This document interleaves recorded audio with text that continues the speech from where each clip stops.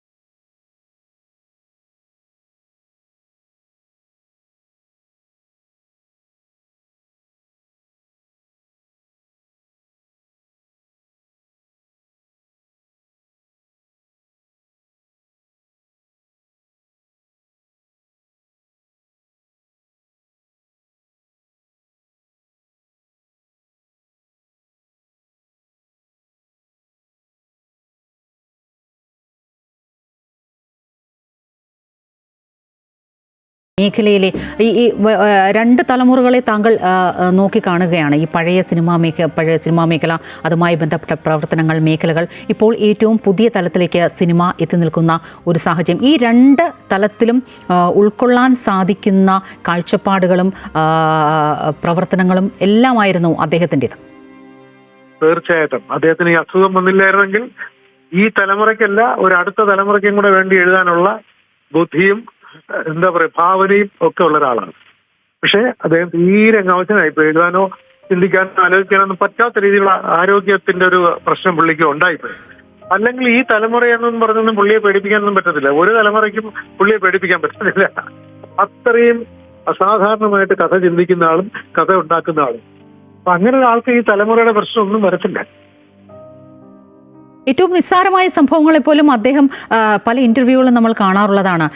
ആ നർമ്മത്തിൻ്റെ മേമ്പൊടി ചേർത്ത് ഏറ്റവും പ്രത്യേകിച്ച് കുടുംബ കാര്യങ്ങളൊക്കെ അടക്കം പറയുമ്പോൾ കൂടി അങ്ങേയറ്റം രസകരമായ രീതിയിൽ അത് നമ്മൾ പ്രേക്ഷകർക്ക് മുന്നിൽ അത് അവതരിപ്പിക്കുന്നതിനുള്ള അദ്ദേഹത്തിൻ്റെ ആ രീതി, അത് എല്ലാ അർത്ഥത്തിലും ഒരുപക്ഷെ ആ കുടുംബം തന്നെ നമുക്കത്ര അന്യമായിട്ടുള്ളതല്ല. ഈ ധ്യാൻ ശ്രീനിവാസനാണെങ്കിലും വിനീത് ശ്രീനിവാസനാണെങ്കിലും അദ്ദേഹത്തിൻ്റെ ഭാര്യയാണെങ്കിൽ കൂടിയും അത്രയ്ക്കും രസകരമായി അദ്ദേഹം അവരെയെല്ലാം നമുക്ക് മുന്നിൽ അവതരിപ്പിച്ചു. അദ്ദേഹത്തിൻ്റെ രണ്ട് മക്കളെ പറഞ്ഞതുപോലെ മലയാള സിനിമയുടെ അവിഭാജ്യ ഘടകമായി മാറിക്കൊണ്ടിരിക്കുന്ന രണ്ടുപേർ, സ്വാഭാവികമായും നമ്മളെ ആ കുടുംബത്തോട് അല്ലെങ്കിൽ ആ വ്യക്തികളോടൊക്കെ ചേർത്ത് നിർത്തുന്നതിൽ അദ്ദേഹത്തിൻ്റെ ആ ഒരു ഇൻട്രൊഡക്ഷൻ, അദ്ദേഹത്തിൻ്റെ ആ സംസാര രീതി, അദ്ദേഹം പറഞ്ഞു വെക്കുന്ന കാര്യങ്ങൾക്ക് ഒരുപാട് പ്രാധാന്യം അർഹിക്കുന്നതാണ്. തീർച്ചയായിട്ടും വിനീതായാലും ശരി, ധ്യാനായാലും ശരി, മലയാള സിനിമയിൽ തീർച്ചയായിട്ടും നിറഞ്ഞു നിൽക്കുന്ന രണ്ട് കലാകാരന്മാരാണ്, ഒരു സംശയമില്ല.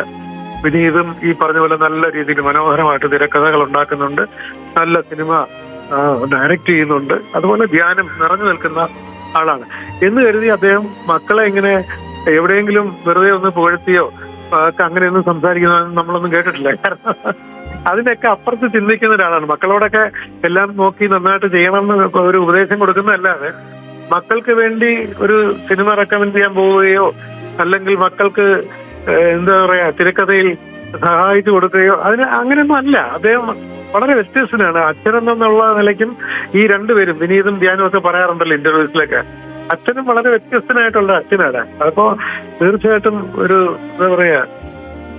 ഇങ്ങനെ ഒരാളെ ഉള്ളൂ, വേറെ ആളില്ല.